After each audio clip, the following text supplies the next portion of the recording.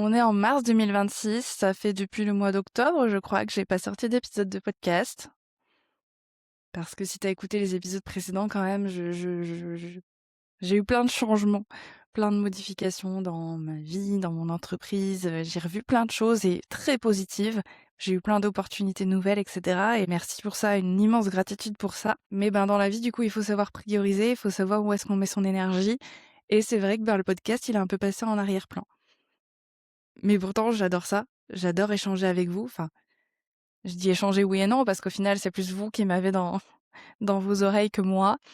Mais quand je peux échanger avec vous après sur certains sujets, et que je sais que ça vous touche, que ça vous aide, ça me rappelle à chaque fois pourquoi j'ai fait ce podcast à la base, il y a 3 ans déjà. Et j'avoue, je suis assez choquée quand je réfléchis à ça, de me dire, il y a 3 ans, j'ai osé, même si j'étais terrifiée, même si je me disais, mais j'ai rien à dire, qu'est-ce que je vais leur raconter, et puis tout le monde va s'en foutre, en fait. Bah, en fait, non, tout le monde ne s'en fout pas. Il y a plus de 300 abonnés, je crois, au podcast. Alors ça peut paraître peu pour certains, mais pour moi, c'est déjà énorme quand on sait qu'on est parti de zéro. Et donc j'avais envie de revenir, mais je savais pas trop comment, et pas parce que j'avais pas d'idée, mais tout simplement parce que j'en avais beaucoup, j'ai plein de choses à partager et j'ai envie de tout faire en même temps. Voilà, il y a des choses qui ne changent pas. Et je savais pas prioriser. Au final, j'ai réfléchi et j'ai un épisode que j'avais absolument envie de faire parce que quand on parle de développement personnel, on entend beaucoup d'avis assez négatifs maintenant où on a l'impression que le développement personnel, c'est je vais penser qu'à moi, qu'à ma gueule, je vais devenir ma priorité et puis tout le monde, on s'en fout. En fait, c'est un petit peu le développement personnel devient égoïste. Et c'est terrible parce que moi, j'ai jamais eu cette vision-là. J- J'ai toujours eu la vision de oui, je commence à travailler, j'aime pas trop ce mot, mais travailler sur moi dans le sens où je commence à mieux me comprendre, comprendre comment je fonctionne, comprendre mes émotions. Je l'ai déjà dit dans des épisodes, mais il y a une époque, en fait, je me rends compte que je m'étais jamais posé de questions sur mes émotions. J'étais en colère, je pleurais beaucoup, mais je savais pas ce que ça voulait dire chez moi, pourquoi réellement. Je savais que j'étais énervée, mais j'arrivais pas à démêler tout ce qu'il y avait derrière, tous les besoins que ça pouvait cacher. Pour moi, le développement personnel, c'est ça que ça m'a apporté, une prise de conscience, une connaissance de moi, de mon fonctionnement, du fonctionnement de l'être humain en général. Et je l'ai toujours vu en mode mais en fait, si je réagis comme ça dans certaines situations où j'ai l'impression que je perds le contrôle ou quoi que ce soit, bah si ça m'arrive à moi, déjà je suis plus tolérante envers moi-même parce que je me comprends mieux, mais ça veut dire qu'il y a certaines personnes que j'ai eues dans mon entourage, certaines personnes à qui je suis confrontée dans le quotidien, c'est peut-être ça qu'elles sont en train de vivre aussi. Et je l'ai toujours vu comme, du coup je suis devenue beaucoup plus tolérante et beaucoup plus ouverte aux autres, beaucoup plus compréhensive. Je dis pas que c'est toujours le cas, hein, il y a toujours des gens, j'ai beaucoup de mal à les comprendre, mais voilà, on n'est pas parfait. Mais pour moi, le développement personnel, ça m'a vraiment permis d'être plus au clair et plus, ouais, plus de compassion envers moi-même et donc de pouvoir l'offrir aux autres aussi. Et j'ai vraiment cette idée peut-être assez utopiste, hein, que si moi je suis mieux et que je transmets du mieux à certaines personnes, elles vont pouvoir le faire à leur tour, etc. Vous me direz ce que vous en pensez, mais en tout cas, c'est ma vision. Bref, cette longue introduction pour dire que le développement personnel, on l'entend vraiment comme un truc très individuel, très individualisé. Mais je réfléchissais l'autre jour et je me disais, mais oui, j'ai beaucoup avancé sur moi-même avec moi-même, parce que de toute façon, il y a des réflexions qu'on peut pas avoir avec d'autres personnes, enfin en tout cas des compréhensions de soi qui ne dépendent que de nous.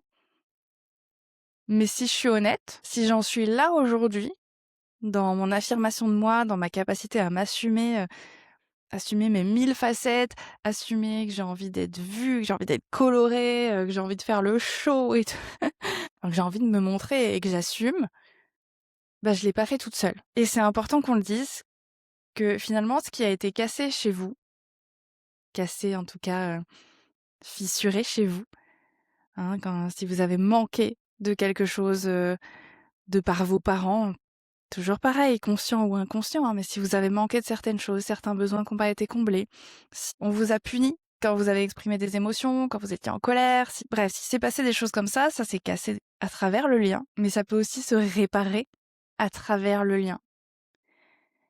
Et pour ça, j'avais envie de vous partager des situations, des exemples alors personnels, de moments où, sans le lien, j'aurais pas avancé autant. Et je pense que je serais encore bloquée à certains endroits. Je vous dis ça parce que je pense que c'est important de savoir repérer ou d'aller chercher ces personnes-là, ces situations-là pour avancer. Parce que on le dit partout, on l'entend partout, mais l'environnement, c'est vachement important. J'ai vu l'autre jour sur un Reels qui disait on retourne pas dans la maison en feu, même s'il fait froid dehors.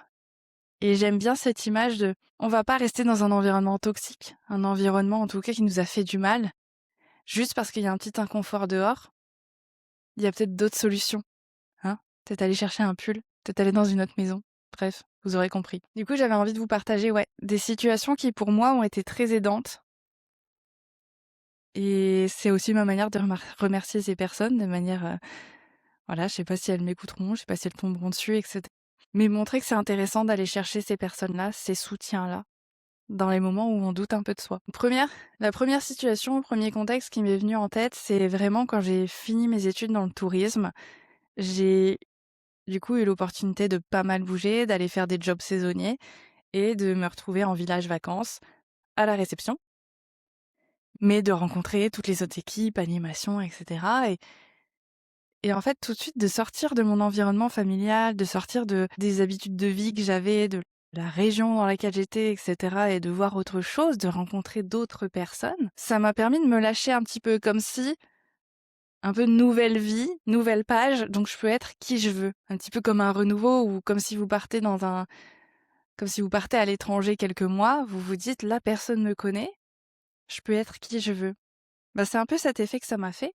Et, et tout de suite, en fait, je suis allée vers les gens.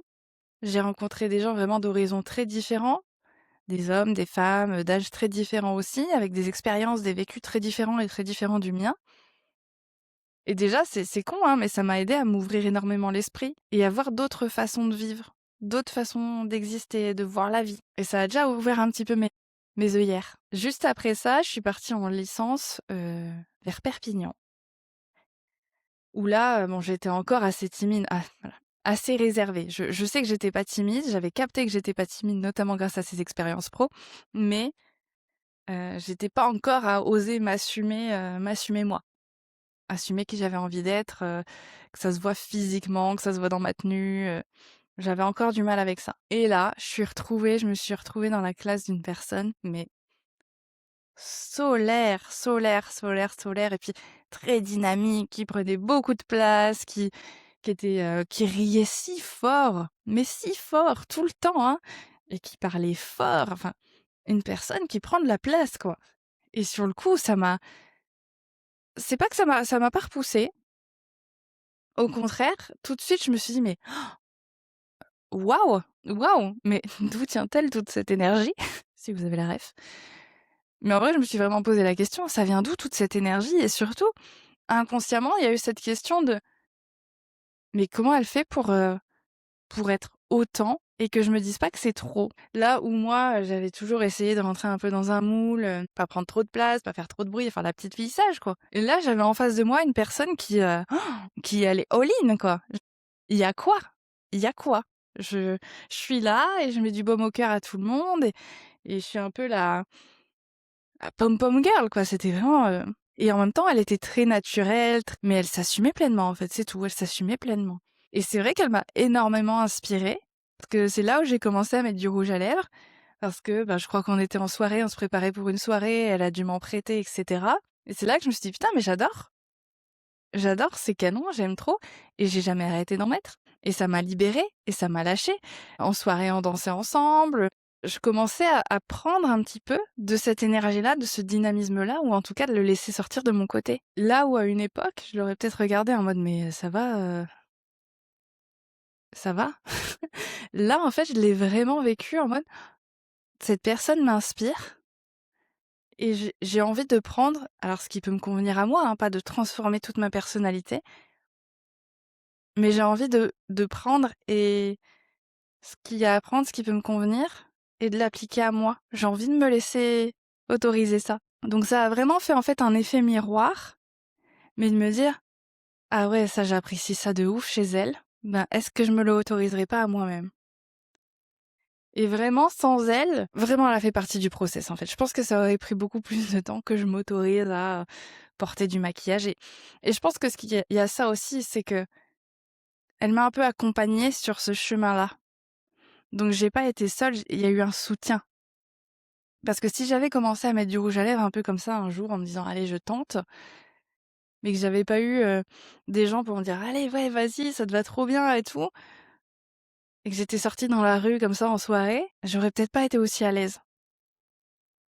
Là, le fait qu'elle m'encourage et qu'elle me soutienne, tu pas toute seule, hein, et ben, ça m'a permis de me dire: «OK, OK, c'est bon, tu peux y aller et c'est safe et c'est cool». Donc ça elle a vraiment eu un impact cette personne.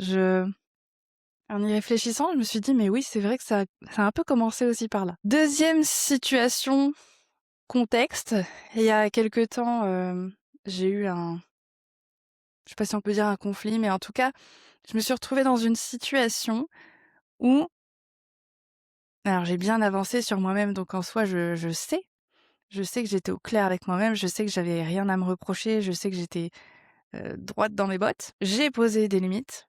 En tout cas, j'ai respecté mes propres limites. Je suis pas allée chercher, je suis pas allée supplier, là où avant j'aurais culpabilisé pendant 8 ans. J'ai été claire avec moi-même, j'ai été claire dans mes bottes et à un moment donné, ben, aussi claire, aussi sûre que j'étais avec moi-même, j'ai quand même eu un moment de doute. J'ai quand même eu un moment où je me suis dit: «Mais les vieilles habitudes, hein». Je me suis dit: «Est-ce que je suis pas en train d'exagérer? Est-ce qu'il y a que c'est pas moi, en fait, qui en fais des tonnes? Est-ce que je suis pas, genre, bornée, là, tout de suite? Ah justement, je veux absolument qu'on respecte ça» et donc et je suis allée en parler à mes amis et à mon conjoint. Je suis allée en parler, je leur ai dit, je fais: «Est-ce que c'est moi? Est-ce que c'est moi qui suis folle? Est-ce que c'est moi qui exagère?» et cetera. Et là, ces personnes, elles m'ont dit: «Mais bien sûr que non. Bien sûr que non. Bien sûr que ce qui est en train de t'arriver, c'est une dinguerie. Bien sûr que ça, c'est pas OK. Bien sûr que là, t'es carrément en droit d'être dans ta posture et de rester, c'est pas être têtu là, en fait, t'es pas borné, juste, tu respectes tes limites et tu te respectes toi». Et ça m'a aidée de fou. Et je me rends compte que c'est tellement important d'avoir ce soutien-là, d'avoir des personnes qui alors attention, hein, c'est pas de la validation extérieure en mode je suis pas au clair avec moi-même, je connais pas mes ressentis, je vais aller demander aux autres euh, est-ce que j'ai le droit de ressentir, qu'est-ce que je dois dire, qu'est-ce que je dois faire. C'est pas ça. Là, c'est vraiment un soutien. C'est-à-dire que je savais. Franchement, à 90%, j'étais au clair avec moi-même, avec ma limite, avec ça. J'ai j'ai eu juste un petit moment de rechute, un petit moment de déstabilisation.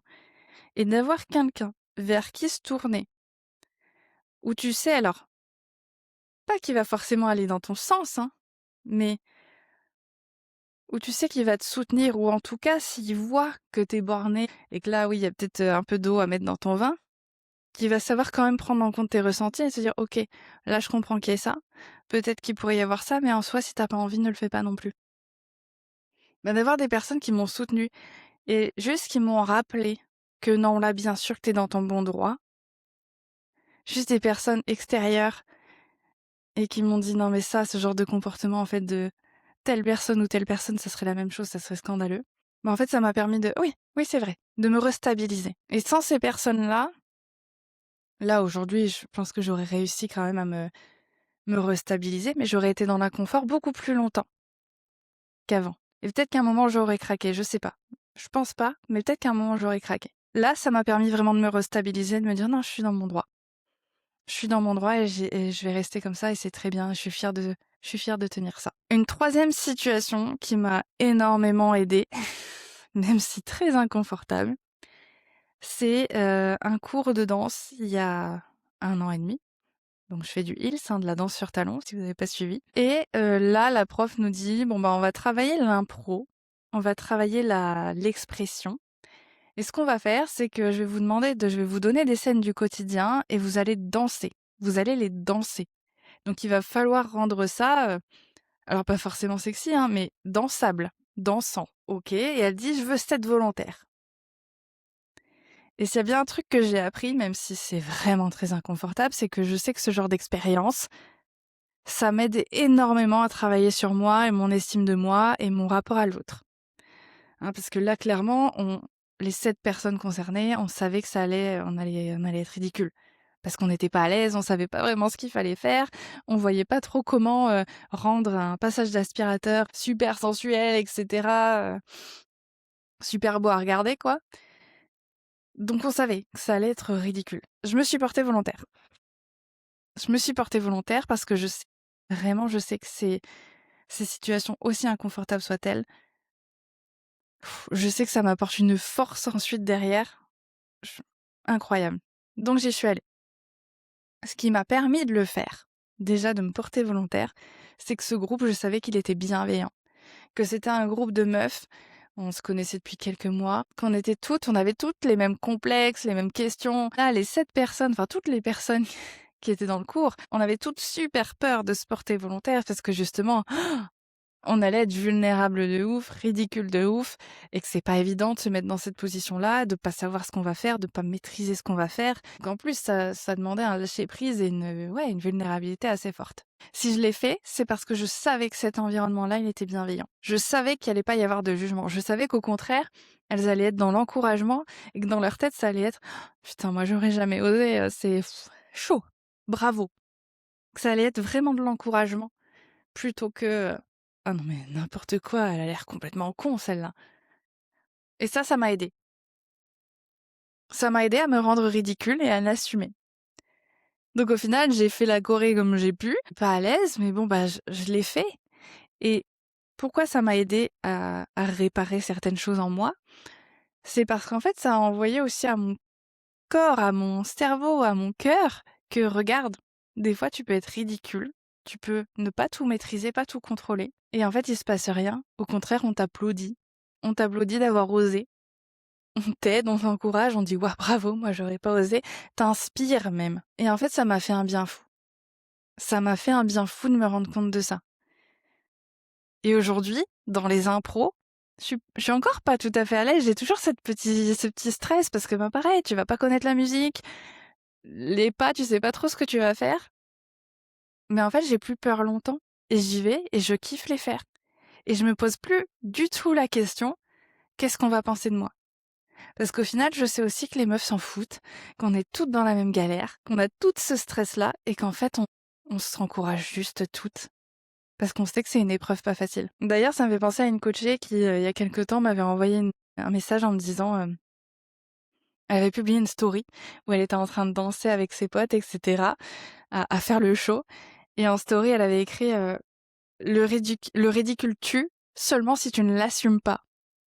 Et je trouve que c'est vraiment ça, c'est quelque chose que je prône depuis longtemps. Et ça, je crois que je lui avais même pas dit, mais elle l'avait vraiment intégré comme ça. En fait, le ridicule ne tue pas, oui, si tu l'assumes.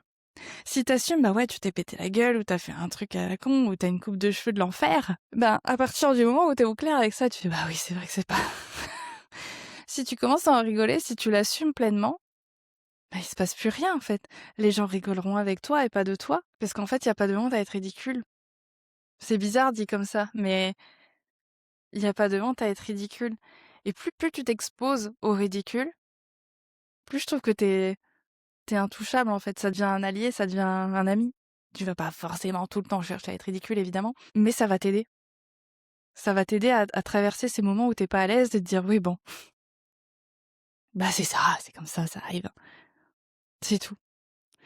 Donc et puis si tu remarques, les fois où tu te pètes la gueule dans la rue, les gens ils ont d'abord ce moment de attends, je vais vérifier qu'elle s'est rien cassé avant de rigoler. Parce que les gens ils sont pas complètement malveillants, pas tous. Ils rigolent que quand ils savent que tu vas bien. Donc au final, toi aussi tu peux rigoler. Bref. Tout ça, c'est 3 situations que j'ai données, hein, des situations effet miroir, des situations de soutien et des situations de terrain d'expérience. Mais j'avais vraiment envie de vous les partager parce que, voilà, le développement personnel, oui, c'est individuel parce que c'est important de se comprendre soi et qu'on est toutes très différentes les unes des autres, même si on peut avoir les mêmes sources de trauma ou les mêmes manques d'estime, etc. Oui, ça reste personnel, mais pour moi, ça vient vraiment aider pour le collectif et ça vient se réparer dans le lien avec les autres. Donc cet épisode, il est vraiment là pour vous aider à vous dire c'est sur qui je peux m'appuyer, avec qui je peux expérimenter, avec qui je peux venir me resécuriser. Quelles relations viennent me nourrir justement et viennent m'apporter ça et quelles relations au contraire peut-être me drainent. Dans quelle relation je suis inconfortable, dans quelle relation j'ai l'impression que je peux pas tester, je peux pas avoir cet espace-là. Et c'est important. C'est important pour s'épanouir et pour se sentir mieux et pour se sécuriser et gagner en confiance, en estime, etc. C'est important de repérer déjà ça. Qu'est-ce qui me nourrit? Qu'est-ce qui me draine? Quelle relation faut peut-être que je mette, sans parler de couper les ponts, nécessairement, mais quelle relation je peux peut-être prendre de la distance avec et quelle relation je peux peut-être mettre en lumière, leur donner de l'importance ou remarquer, prendre conscience de ce qu'elles m'apportent, prendre conscience de l'épanouissement que j'ai eu à travers ces relations et que je peux peut-être encore avoir. Parce que vous avez pas à tout gérer seul et tout gérer seul, en fait, ça mènera je vais pas dire que ça mènera jamais à rien, mais à un moment donné, on se retrouve bloqué. Donc je pense que c'est vraiment important de commencer à repérer ça. Et si vous repérez, si vous remarquez certaines relations comme ça, vraiment, vous pouvez venir m'en parler sur Insta pour qu'on échange à ce sujet. Et si vous n'en trouvez pas, ou si en tout cas vous sentez qu'il y a des manques quelque part, bah vous pouvez aussi vous faire accompagner. Parce que mon rôle en tant que coach, c'est aussi d'être cette personne-là quand vous l'avez pas dans votre entourage, ou en tout cas vous l'avez pas encore repéré, vous l'avez pas encore trouvé. Parce qu'avec moi, vous pouvez expérimenter aussi. Avec moi, vous pouvez venir me dire non, me poser des limites. On est là pour ça. Je serai toujours dans le soutien. Donc vraiment, n'hésitez pas. N'hésitez pas à exploiter toutes les ressources qui sont autour de vous. Pas en mode je suis dépendante des gens à l'extérieur, mais en mode je sais que si à un moment donné je me déstabilise, j'aurai le soutien quelque part. Je vais arrêter cet épisode, j'espère qu'il vous aura plu pour cet épisode de retour. Je vais être sincère avec vous, je l'ai enregistré 3-4 fois. Mais j'étais pas satisfaite, c'était pas assez naturel, pas assez spontané. Sûrement là que je me suis perdue, sûrement que c'est peut-être un peu brouillon parfois, je sais pas si ça vous aura aidé. Mais là, je sens qu'il est juste. Donc je vous le publie, je vais vous le publier et je serai ravie d'avoir vos retours. Vraiment et welcome back, hein, comme on dit.